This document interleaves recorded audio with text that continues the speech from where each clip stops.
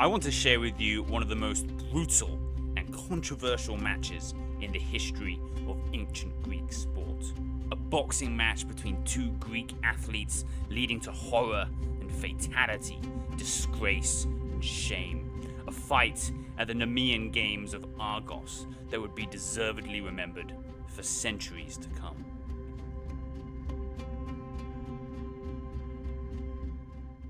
Ancient Greek boxing was not the same sport we know as boxing today.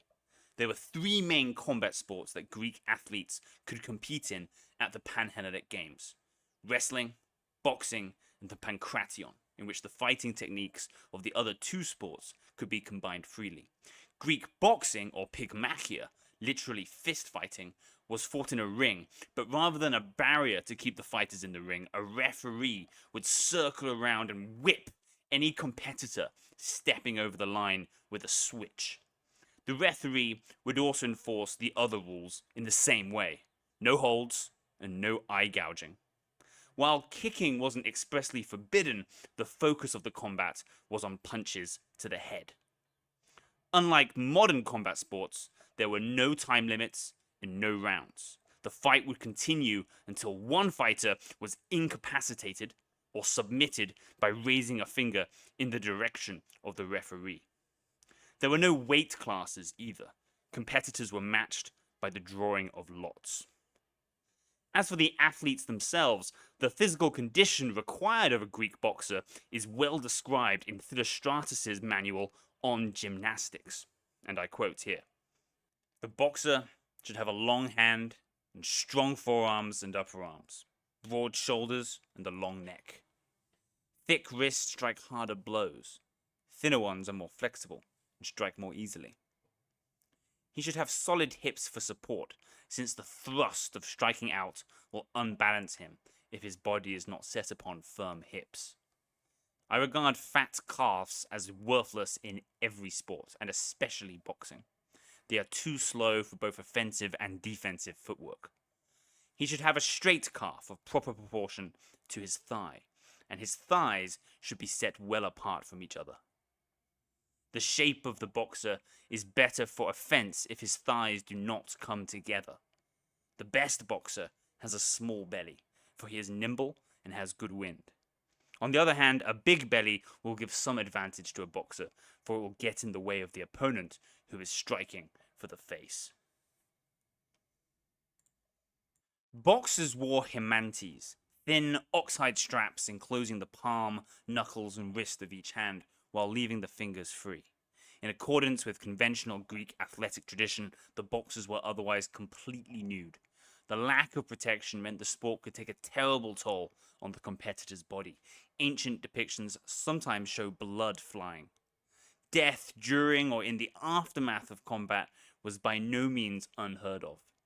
Nonetheless, the match at Nemea that I'm now going to describe to you would still shock the Greeks. Our story takes place at the Nemean Games, one of the four great PanHellenic Games, of which the Olympics is the most famous. The Nemean Games were organized and managed by the Argives, that is, the citizens of Argos in the Peloponnese. When imagining the ancient games, you should envision not just the excitement of a top sports event, but also the energy of a modern music festival, with spectators and athletes from all over the far-flung Greek world, putting up a city of tents and mingling with one another on a vast scale. Walking through this camp, you would meet musicians from Ionia, wealthy oligarchs from Sicily, itinerant philosophers. You could meet, or at least see, the great and the good of every generation of Greek history, as well as the poor and the nameless. You could have walked past a Plato or a Diogenes, or seen the opulent tents of a Syracusan tyrant or a Macedonian king. All this done in honor of Zeus, the games having a great religious significance. The Greeks liked their religion to be entertaining. As a modern visitor, the strangest thing might be the complete lack of women. This was a men's-only festival. To this great mass of human energy came two athletes from the fringes of the Greek world. Kreugas came from Epidamnos in Illyria. Damoxenos was from Syracuse in Sicily. Most likely, they resembled the remarkable physical forms described by Philostratus. We don't know anything else about their backgrounds, but athletes of Syracuse sometimes received financial backing from the city's wealthy tyrant rulers. When the lots were drawn, Kreugas and Damoxenos were paired up to fight each other. But they were not the first to fight that day. While the other fights began, perhaps they found a suitable spot to watch, a chance to see future opponents in action. Maybe they prepared themselves in the privacy of their tents. In either case, they would have applied olive oil to their body in preparation for the combat. Sometime in the afternoon, Kreugas and Damoxenos entered the ring and their combat began. Now remember, a Greek boxing match will continue until someone submitted or was incapacitated. No time limits, no rounds, just continuous combat in the ring. No doubt, some matches were short, as one fighter landed a knockout blow.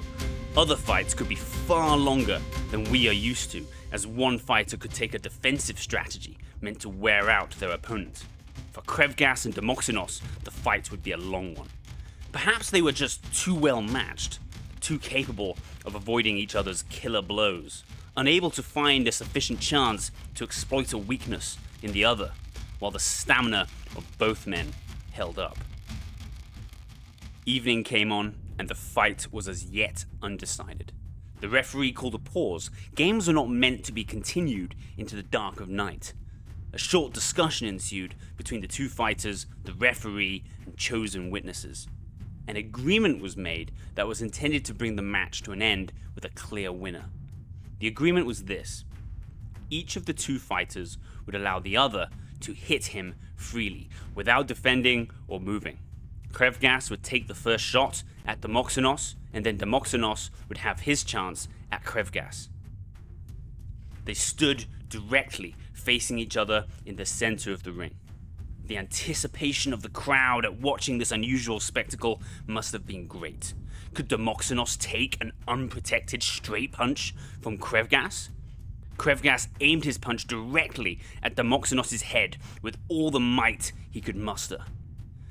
Now, Damoxenos was no doubt made of some very strong stuff, and perhaps Kreugas was fatigued from the preceding fight.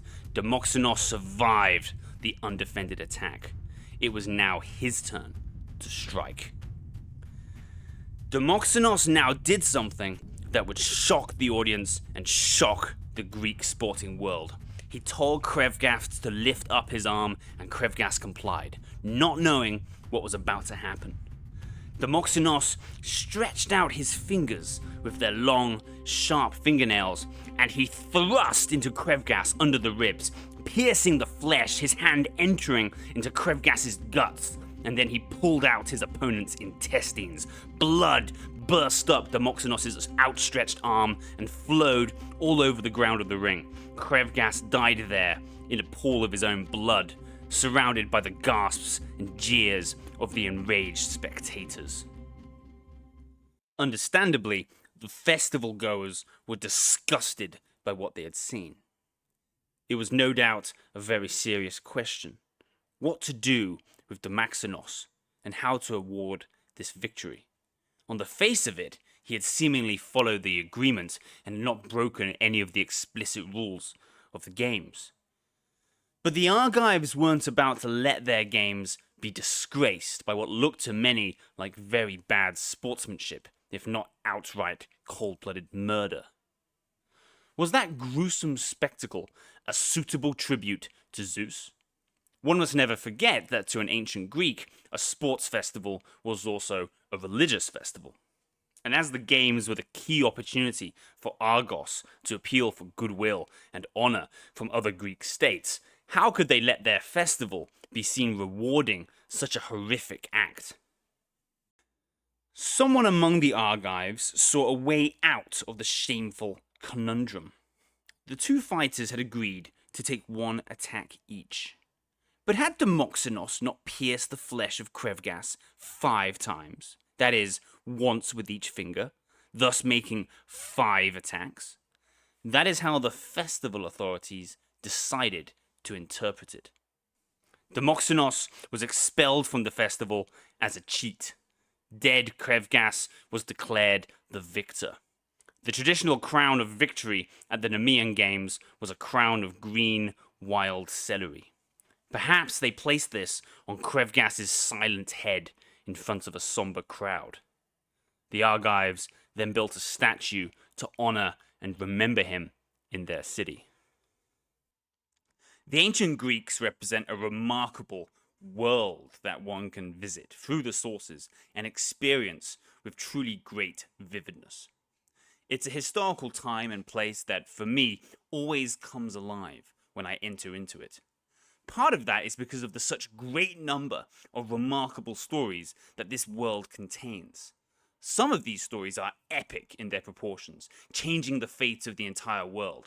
But for every Alexander or Socrates, there are a host of smaller stories that bring the ancient Greeks to life. The tale of Kreugas and Damoxenos is one such story. The Greeks, like ourselves, loved their sport and struggled with the limits of violence that contact sports inevitably contain. I hope that you enjoyed taking this historical trip with me and will do so again. Please like and subscribe. I managed about one video a month in 2023, but I'm going to really try and increase my regularity in 2024. If you're interested particularly in ancient Greek sport, you might want to check out my video on the ancient Greek Olympics, or for a different approach to the ancients, check out my video about Aristophanes' play, The Parliament of Women. Thank you very much, everybody.